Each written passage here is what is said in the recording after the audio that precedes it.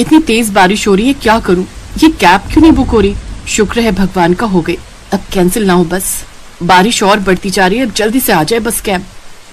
ये है राधिका जो एक कंपनी में काम करती है।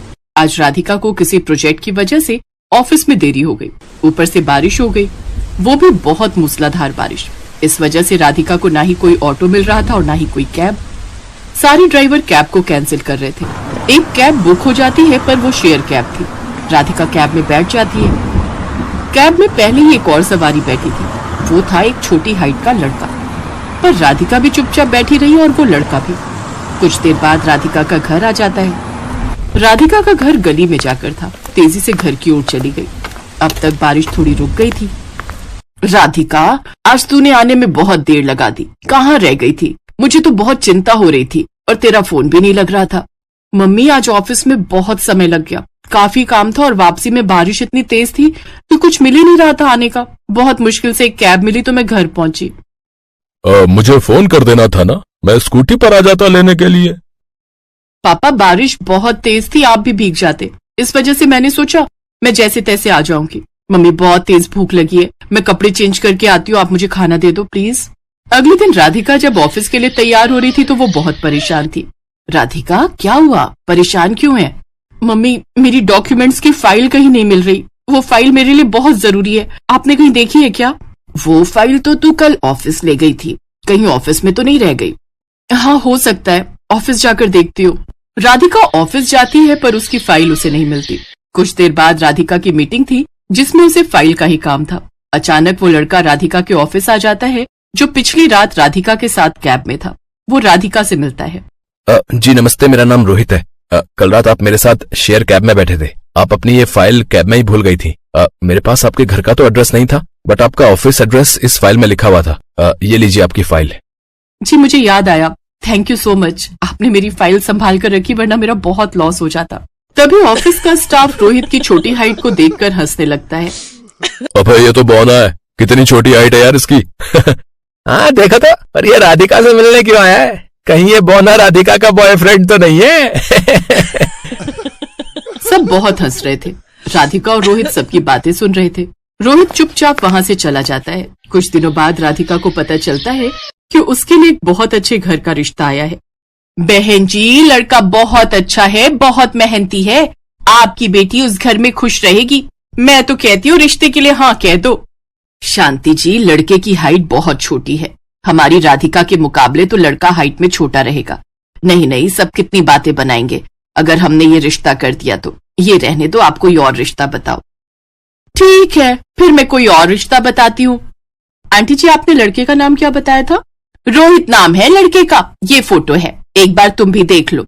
राधिका देखती है ये लड़का वही रोहित है जो उसे कैब में मिला था और फाइल भी देने ऑफिस आया था। राधिका अपने मम्मी पापा से इस बारे में बात करती है और उन्हें समझाती है कि लड़का बहुत अच्छा है, इसलिए वो उससे शादी करना चाहती है। राधिका के बार बार कहने पर उसके मम्मी पापा शादी के लिए मान जाते हैं। जब रोहित और राधिका एक दूसरे से मिलते हैं तो रोहित हैरान रह जाता है कि वो लड़की राधिका है जिसने उससे शादी के लिए हाँ बोला है। तुम तो जानती हो कि मेरी हाइट बहुत कम है, मैं बहुत छोटा हूँ, फिर भी तुमने मेरे से शादी के लिए हाँ कह दी। वो तो मम्मी पता नहीं मेरा रिश्ता भेजती रहती है, जबकि मैं जानता हूँ मेरी छोटी हाइट की वजह से कोई भी लड़की आसानी से शादी के लिए हाँ नहीं कहेगी। राधिका, तुम्हें तो मुझसे लाख गुना अच्छे लड़के मिल जाएंगे, अभी भी समय है, तुम मना कर दो।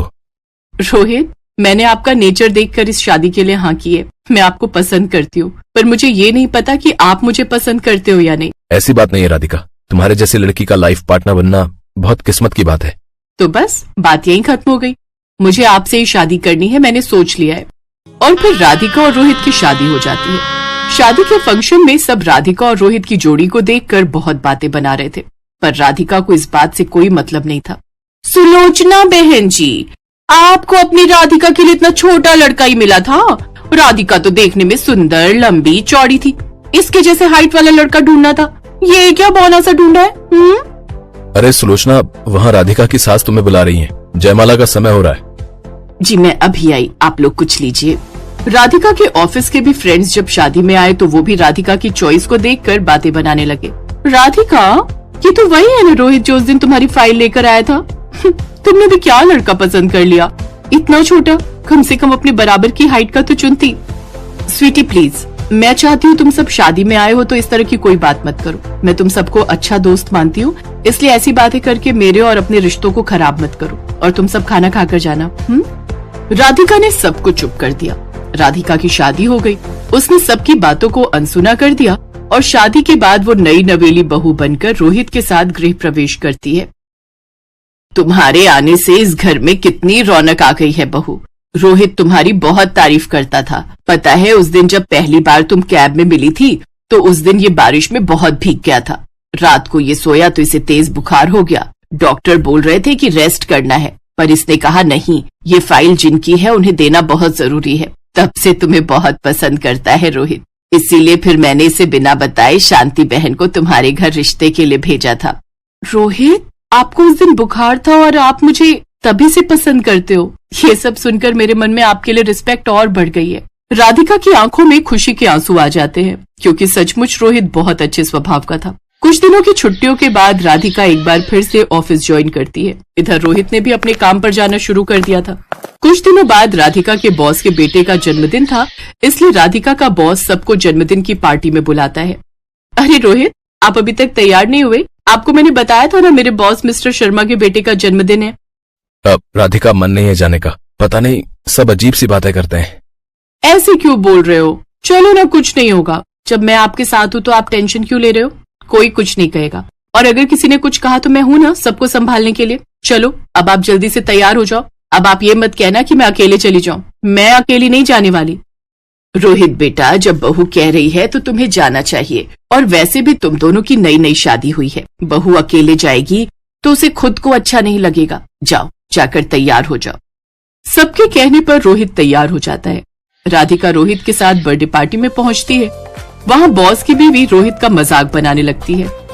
अच्छा, तो तुम राधिका हो? तुम्हारी अभी नई नई शादी हुई है ना? ये मुझे बता रहे थे। राधिका, बुरा न मानो तो एक बात कहूँ। जी मैम, प्लीज बोलिए। जहाँ तक मुझे पता है तुम्हारी ये लव नहीं अरेंज मैरिज थी, तो तुमने ऐसा लड़का क्यों चुना जो तुमसे हाइट में बहुत छोटा है? तुम दोनों की जोड़ी एक पूरब तो एक पश्चिम लग रही है। मैम, प्यार तो कुछ पलों में भी हो जाता है। रिश्ते बनाने के लिए सालों की जरूरत नहीं होती। शादी लव हो या फिर अरेंज, बस रिश्तों में प्यार होना चाहिए। कुछ रिश्ते सालों चलने के बाद भी टूट जाते हैं, और कुछ रिश्ते जन्म जन्म के लिए बन जाते हैं। मेरा और रोहित का जन्म जन्म का साथ है। मैं रोहित से बहुत प्यार करती हूँ और मेरे लिए ये परफेक्ट हस्बैंड है। तभी शोर मच जाता है। बच्चे जिस एरिया में झूला झूल रहे थे, वहाँ पर एक सुरंग वाला झूला खराब हो गया और वहाँ पर सब परेशान हो गए। अरे कोई तो रास्ता होगा, मेरा बेटा सुरंग वाले झूले में फंस गया है, कोई उसे बचा लो। मेरे बच्चे को बचाइए, उसके रोने की आवाज आ रही है। वो घबरा रहा है, सुरंग बहुत छोटी है, वो फंस गया उसमें। घबराइए मत, मैं सुरंग के अंदर जाऊंगा। आपके बेटे को कुछ नहीं होगा, मैं उसे कुछ नहीं होने दूंगा। मुझे पूरा विश्वास है आप पर। आप आशु को कुछ नहीं होने दोगे। रोहित की हाइट छोटी थी, इस वजह से वो आराम से सुरंग में जा सकता था। कुछ ही देर में रोहित आशु को उस सुरंग वाले झूले से बाहर सही सलामत निकाल लेता है। सब लोग रोहित की बहुत तारीफ करते हैं। ये कहानी यही सीख देती है कि हमें जीवन में कभी भी किसी के शरीर की बनावट और रंग रूप का मजाक नहीं उड़ाना चाहिए, क्योंकि कमियां तो बहुत मिल जाएंगी, पर अच्छाई बहुत कम देखने को मिलती है।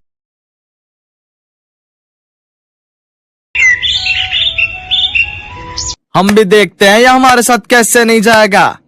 ये मेरे पति हैं और मैं इनकी धर्म पत्नी हूँ। आप इनसे जबरदस्ती नहीं कर सकते। आज रजनी अपने जिस पति के लिए दुनिया से लड़ रही थी वो एक किन्नर है। सागर के जन्म से पहले सावित्री रामपुर में अपने पति रमेश और सास के साथ रहती थी। अरे सावित्री, क्या कर रही है? पता है ना, दाइमा बोल कर गई थी इस हालत में तू आराम किया कर। यही बात तो इसे मैं बोलती रहती हूँ, पर ये सुनती ही कहाँ है। मुरी मैया, अम्मा जी, बहुत तेज दर्द उठ रहा है। लगता है बहू के बच्चे का दर्द छिड़ गया है। रमेश, जल्दी से दाई माँ को बुला कर ले आ। अम्मा, तुम सावित्री को संभालो, मैं अभी लेकर आता हूँ। रमेश दाई माँ को लेकर आता है। वो और उसकी माँ दोनों बाहर इंतजार कर रहे थे। तभी दाई माँ बाहर आती हैं। उनका मुंह उतरा हुआ था। क्या बात है सुशीला, तेरा मुंह क्यों लटका हुआ है? बहू और बच्चा ठीक तो है? अब मैं क्या ही बोलूं अम्मा जी, तुम्हारे पिछले जन्मों का कर्म कह लो या इस जन्म की कोई भूल कह लो, तुम्हारी बहू ने एक किन्नर को जन्म दिया है। क्या? ये तू क्या कह रही है सुशीला? सावित्री बहू ने किन्नर को जन्म दिया है? सत्यानाश हो, जन्म भी दिया तो एक किन्नर को। अब क्या होगा अम्मा, हम तो पूरे गांव में मुंह दिखाने के लायक नहीं रहेंगे। मैं एक किन्नर का बाप कहलाऊंगा, ये हरगिज नहीं हो सकता। मैं अभी जाकर उस बच्चे की गर्दन दबा दूंगा। दाई माँ वहाँ से चली जाती है। रमेश गुस्से में सावित्री के पास जाता है और उस बच्चे का गला दबाने लगता है। नहीं नहीं, ऐसा मत करो। ये जैसा भी है, जो भी है, बदनसीब मेरी औलाद है। मेरी कोख से मैंने इसे जन्म दिया है। इसे मत मारो, छोड़ दो मेरे बच्चे को। रमेश, पड़ी रहने दे नासपीटी को इस नासपीटे के साथ। तू मेरे साथ आ। रमेश माँ के साथ बाहर जाता है। सावित्री उन दोनों की बातें सुन लेती है। देख रमेश, इस बच्चे को अभी हाथ लगाया तो पूरे गांव में शोर मच जाएगा। रात के अंधेरे में जब सावित्री सो रही होगी तब इस किन्नर को बहती नदी में फेंक देंगे। मैं अपने बेटे को कुछ नहीं होने दूंगी। मैं चली जाऊंगी यहाँ से। सावित्री अपने बेटे को लेकर वहाँ से भाग निकली और मंगलपुर गांव में आकर रहने लगी। सावित्री ने मजदूरी करके अपने बेटे सागर को पाल पोस कर बड़ा किया और उसकी कमजोरी दुनिया से छुपा कर रखी। सागर पढ़ लिख कर उसी गांव के एक स्कूल में पढ़ाने लगा। सागर गरीब बच्चों को मुफ्त में शिक्षा देता था। उन्हीं बच्चों में से एक बच्चा रजत भी था, जिसकी बड़ी बहन रजनी सागर को पसंद करती थी, पर सागर नहीं चाहता था कि रजनी उसके करीब आए। सागर, तुम मुझसे दूर क्यों रहते हो? यही कारण है ना कि मैं पढ़ी लिखी शहरी लड़कियों की तरह सुंदर नहीं दिखती। पर तुमने कभी मेरा दिल निकाल कर देखा होता तो इस पर तुम्हारा ही नाम लिखा है। रजनी, बस है कोई वजह जो मैं तुम्हें नहीं बता सकता। इस कारण तुम मुझसे कोई उम्मीद मत रखो। रजनी को बहुत दुख पहुंचता है। कुछ समय बाद रजनी की शादी विनोद नाम के लड़के से तय हो जाती, पर शादी के दिन विनोद का पिता दहेज की मांग लेकर अड़ जाता है। सेठ जी, मुझे कुछ दिन की मोहलत तो दो। जैसे ही फसल बिकेगी मैं बाकी के रुपए भी आपको दे जाऊंगा। तो ठीक है, हम बारात वापस ले जाते हैं। ऐसा ना कहो जय किशन बाबू, बिन माँ के मेरे बच्चों ने पहले ही बहुत दुख झेले हैं। मेरी बच्ची से कोई शादी नहीं करेगा। भगवान के लिए ये शादी होने दो मालिक, मैं आपके पैर पड़ता हूँ। बापू, मेरे कारण तुम ऐसे लालची लोगों के पैरों में मत गिरो। जाते हैं तो जाने दो ऐसे लोगों को। मुझे भी ऐसे लालची लोगों के घर बहू बनकर नहीं जाना। इससे तो मैं कुंवारी ही अच्छी हूँ। चल बेटा विनोद, बारात वापस जाएगी। रुक जाओ किशन बाबू, ऐसा मत करो, रुक जाओ।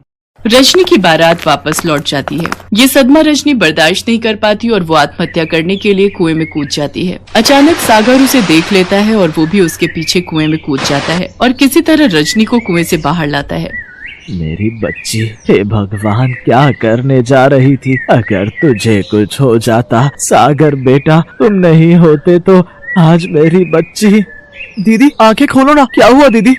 रजनी की जान बच जाती है। उसके मन में सागर के लिए और प्यार बढ़ जाता है। अब वो किसी न किसी बहाने सागर के घर जाने लगी थी।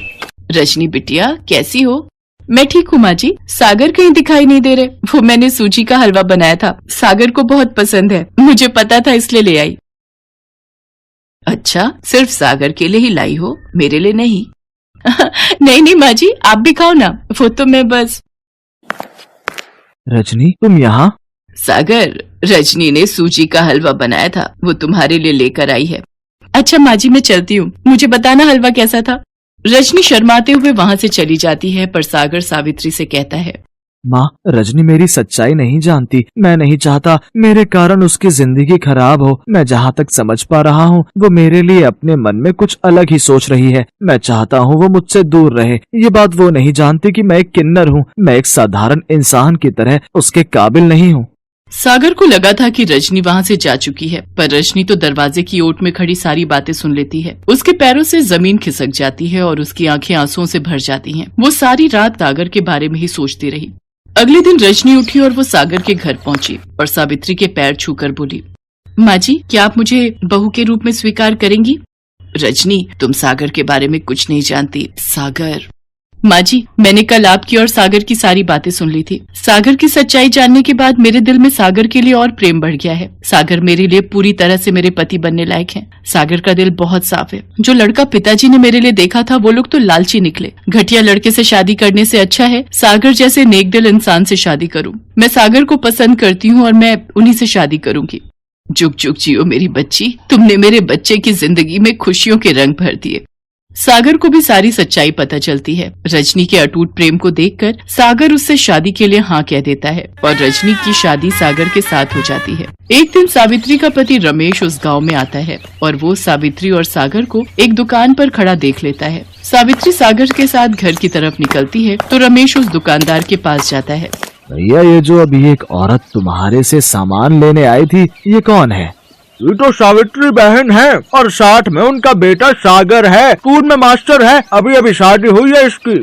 ये कैसे हो सकता है? मेरा बेटा तो किन्नर था, एक किन्नर पति कैसे बन सकता है? जरूर सावित्री ने इसके किन्नर होने की बात सबसे छुपा कर रखी है। अगर मैं शहर में किन्नर को जाकर ये सच्चाई बता दूं तो वो इसे उठा कर ले जाएंगे और बदले में मुझे अच्छे खासे पैसे दे देंगे। मेरे तो मजे ही आ जाएंगे। रमेश सागर का सगा बाप होने के बावजूद भी इतनी घटिया हरकत करता है कि वो शहर जाकर किन्नरों को सागर की सच्चाई बता देता है और उनसे बदले में 50,000 रुपए ले लेता है। सभी किन्नर सागर को लेने गांव पहुंच जाते हैं। रजनी उस समय अपने पिता के घर गई हुई थी। सब गांव वाले भी सच्चाई को जान जाते हैं। हाय हाय, मैं भी देखती हूँ तू कैसे हमारे साथ नहीं जाएगा। तू किन्नर है और हम तुझे अपने साथ लेकर जाएंगे। तेरे बाप को 50,000 रुपए दिए हैं, उसी ने हमें तेरी सच्चाई बताई है। मैं क्या करूँ माँ, कुछ समझ नहीं आ रहा। मेरा अपना बाप ही मेरे खिलाफ हो गया। मुझे नहीं पता था काला साया बनकर तेरा पिता तेरा दुश्मन बन जाएगा। बचपन में तो मैंने तुझे उससे बचा लिया था। हे ईश्वर, मेरे बच्चे को बचाओ। तभी रजनी आ जाती है और वो किन्नरों का रास्ता रोक देती है। अरे ये औरत तो पागल हो गई है। एक किन्नर को अपना पति कहती है। जब तक ये हमारे साथ नहीं जाएगा हम यहाँ से नहीं हिलेंगे।